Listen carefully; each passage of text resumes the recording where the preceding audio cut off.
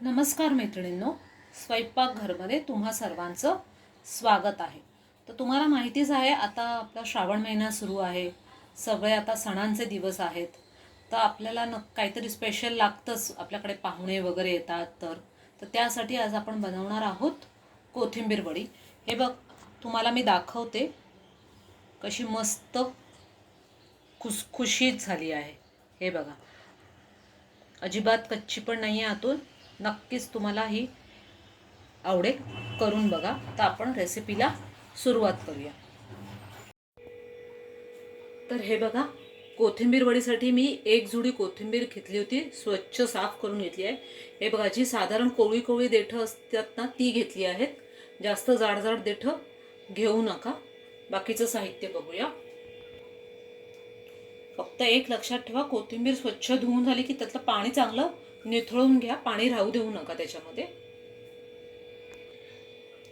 हे बघा, वडीसाठी अर्धा चमचा हळद, 1 चमचा लाल मिरची पावडर, 1 चमचा धना जिरा पावडर, चवीपुरतं मीठ, आलं लसूण पेस्ट, तीळ,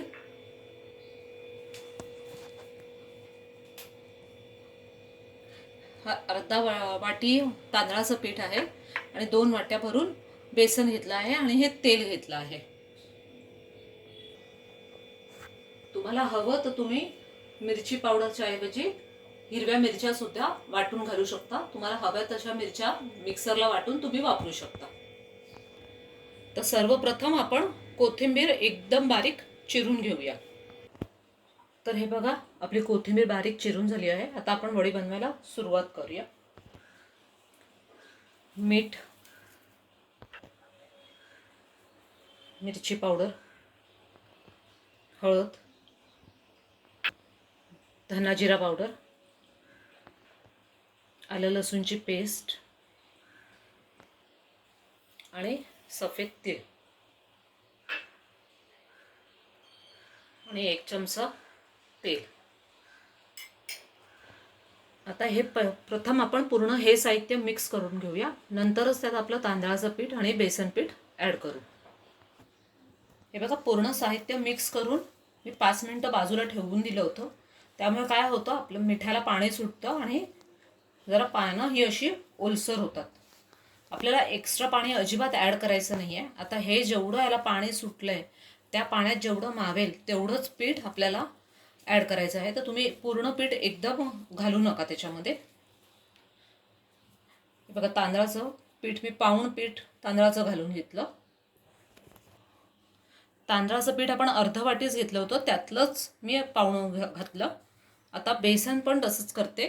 2 वाट्या मी बेसन घेतलं आहे, त्यातलं पाऊण बेसन मी ह्याच्यात घालून घेते. हे बघा, म्हणजे मी 1.5 वाटी बेसनचं पीठ आता ह्याच्यात ॲड केलं. हे बघा, अर्धी वाटी बेसनचं पीठ मी शिल्लक ठेवलं आहे. आपल्याला लागलं तरच आपण थोडं थोडं करून ह्याच्यात ॲड करूया. आता ह्या सगळ्या मिश्रणाला आपण एकजीव करून ह्याचा गोळा बनवून घेऊया. हलक्या हलक्या हाताने तुम्ही असं त्याला चोळत चोळत जाल ना, तर ते पानांना जे पाणी सुटलं आहे ना कोथिंबीरीच्या पानांना, त्याच्यात हे पीठ मावत जाईल आणि त्याचा मस्त एक असा गोळा तयार होईल. तर हे बघा, माझा हा गोळा मळून झाला आहे. तर जरा अजून मला असं वाटतं याच्यात पाणी आहे आणि याच्यात पीठ ॲड होऊ शकतं. म्हणून मी हे आपलं राहिलेलं पूर्ण तांदळाचं पीठ ॲड केलं आहे आणि हे बेसनचं करते ॲड. तर हे बघा, आता आपला मस्त व्यवस्थित गोळा झाला आहे. ना एकदम घट्ट ना एकदम सॉफ्ट.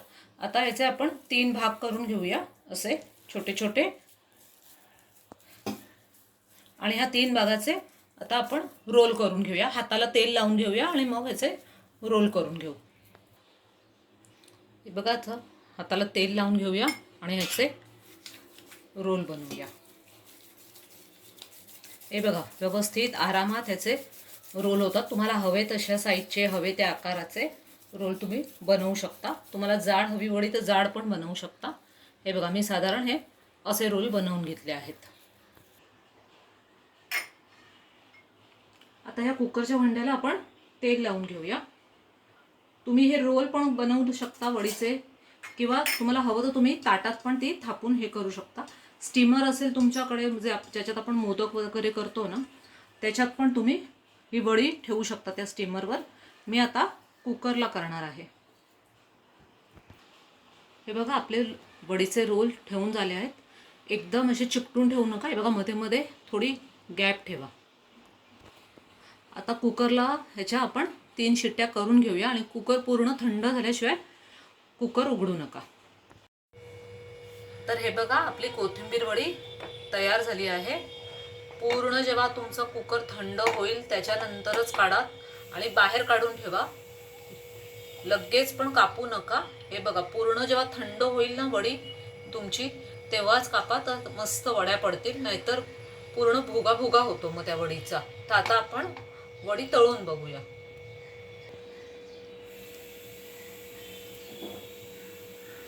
हे बघा मस्त वड्या पडता आहेत. अजिबात भुगा होत नाहीये. म्हणजे आपली वडी परफेक्ट झाली आहे. त्यामुळे तुम्ही कधी पण बेसन ॲड कराल ना तर एकदम टाकू नका.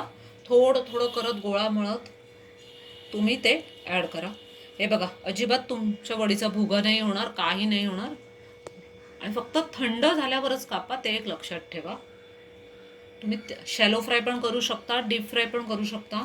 आज मी शॅलो फ्राय करणार आहे. बघा तुम्हाला हव्या तेवढ्या जाड, बारीक, पातळ तुम्ही वड्या कापू शकता. हे बघा तेल तापलं की गॅस बारीक करा आणि वड्या ठेवा.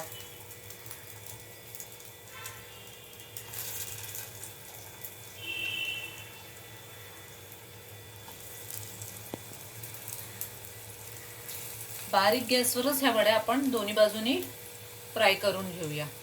जास्त वेळ वड्या तळायला लागत नाही, कारण नाही तर मग ती कोथिंबीर ना करपल्यासारखी लागते. हे बघा 2 मिनिटं झाली की आपण वड्या परतून घेऊया. हे बघा साधारण अशा गुलाबी रंगावरच वड्या करा. एकदम ब्राऊन डार्क करू नका, नाहीतर ते कोथिंबीर जळायल्यासारखी लागते. मग बघा आता 2 मिनिटच दुसऱ्या बाजूने आपण भाजून घेऊ.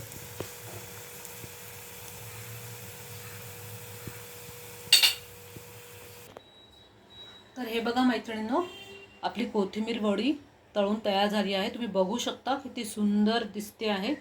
मस्त मस्त गरम भात, डाळ असं तुम्ही असेल तेव्हा खाऊ शकता. आता लवकरच जे गणपती येणार आहेत, रक्षाबंधन येणार आहेत, त्यावेळेला आपल्या घरी सगळे पाहुणे येतात, आपले नातेवाईक येतात. तर त्यावेळेला तुम्ही ही नक्कीच बनवून त्यांना देऊ शकता. नक्कीच ते खुश होतील.